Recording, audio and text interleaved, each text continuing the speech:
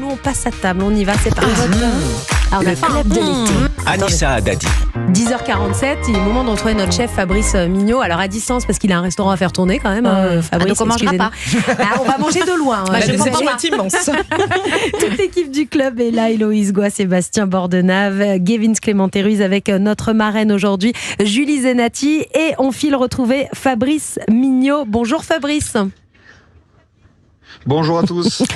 Bon Fabrice, alors j'ai essayé de mettre un petit peu de suspense avec votre rendez-vous en disant que vous alliez nous donner la recette de la sauce peut-être qui va se retrouver sur toutes les tables des Français cet été, et Julie a tout de suite trouvé L'aioli. Voilà, c'est l'aioli. Donc c'est la sauce, la sauce qu'on aime et que vous allez nous aider à préparer ce matin. Alors c'est ça, c'est vrai que l'aioli, bon, on le sait, ça sent fort, ça pique un peu. Oui, un peu. Ça te fait comprendre de suite si tu te situes au nord ou au sud de Valence. Avec l'aioli, c'est pratique parce que c'est la seule quasiment recette où dans le nom, on a la liste des courses. Parce qu'en fait, ça vient du provençal ail, et oli comme huile.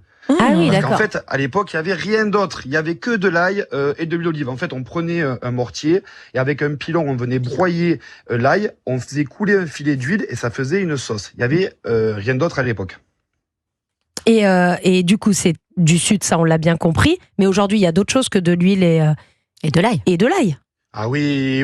En fait, déjà, il faut pas faire l'erreur parce qu'il y a des copains de Marseille qui doivent nous écouter. Et c'est vrai que là-bas, l'aioli, c'est aussi un plat. Donc, si on dit je mange un aioli, c'est le plat. Et là, le plat, en fait, c'est plein de légumes, avec même du poisson comme du cabillaud à l'intérieur.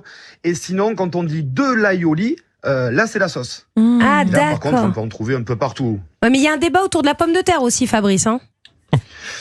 Alors ça, c'est en fait pour amener un peu de liaison, en fait, et un peu de texture, on mettait de la pomme de terre à l'intérieur. C'est-à-dire qu'on prenait de la pomme de terre cuite, on l'ajoutait dans le mortier avec l'ail, et ça donnait une sauce un peu plus épaisse. Mais ça, c'est plutôt du côté un peu de la Catalogne. Parce que oui, les Parisiens, il y a plusieurs suds, il n'y a pas qu'un sud. Il y a plusieurs suds, j'adore. C'est quoi la recette de l'aioli classique, Fabrice?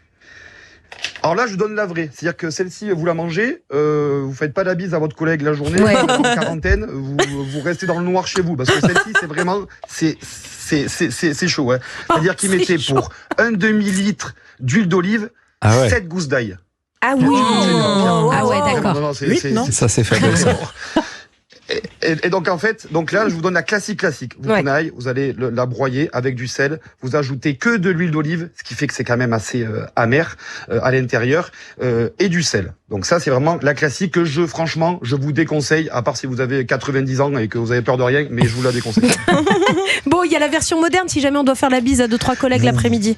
Voilà, Ouais. si quand même on reste un tout petit peu social, c'est quand même pas mal. Donc là, je vous donne la moderne qui est très simple. En fait, vous allez prendre soit un grand verre, ou soit un récipient assez étroit, et vous prenez, vous savez, les blenders à main, c'est-à-dire les blenders qui sont plongeants. Oui. Et là, vous pouvez mettre tout à l'intérieur. Pas besoin de faire comme une mayo. Vous mettez des jaunes. Là, on va mettre que 3 gousses, un peu de moutarde.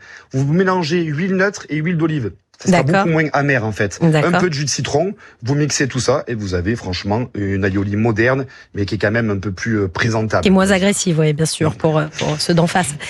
Moi, la version que je voudrais, c'est la vôtre, votre version personnelle de l'aioli. Ah. Alors j'en fais une au resto qui cartonne. Bon, je vais pas tout vous refaire le détail, c'est la même que celle que je viens de dire, sauf que j'ajoute un tout petit peu de moutarde à l'intérieur, pas mal de jus de citron et surtout de l'encre de sèche. Et là, on va avoir une aioli toute noire. Et là, il y a un côté iodé qui est vraiment agréable. Et je termine avec un tout petit peu de lait, moi, pour l'adoucir et pour avoir une texture un peu plus fluide. Alors quand même, sur le texte de Fabrice Mignot, il m'a mis un trait de lait si t'aimes quand ça glisse. Voilà.